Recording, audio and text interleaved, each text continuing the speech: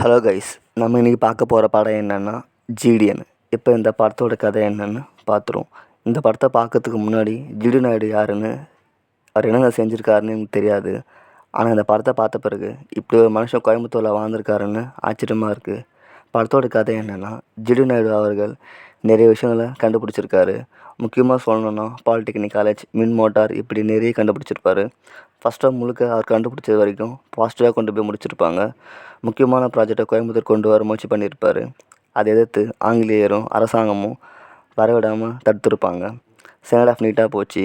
Towards climax பார்த்தீங்கன்னா, அவளை சொத்தை பறிமுதல் பண்ணுறதுக்கு அரசாங்கம் முயற்சி பண்ணோம். அதை எதிர்த்து ஜிடி நாயுடு அவர்கள் சமைச்சிருப்பார். இந்த படத்தில் ஒரு வசனம் நல்லா இருந்துச்சு. எங்கே என்ன பேசிகிட்டு இருக்காருன்னு ஆங்கிலத்தில் கேட்கும்போது, எந்த இடத்துல நீங்கள் பேசிட்டு யோசிச்சு பாருங்கள் அப்படின்னு சொல்லும்போது அந்த சீனுக்கு தேட்டரில் எல்லாருமே கிளாப் பண்ணாங்க. மாதவன் அவர்கள் ஜிடி நாயுடு கேரக்டர் சூப்பராக பண்ணியிருக்காரு. இது ஒரு பயோபிக் மூவி. நான் பார்த்த தேட்டரில் இந்த படத்துக்கு அந்தளவுக்கு கூட்டம் இல்லை.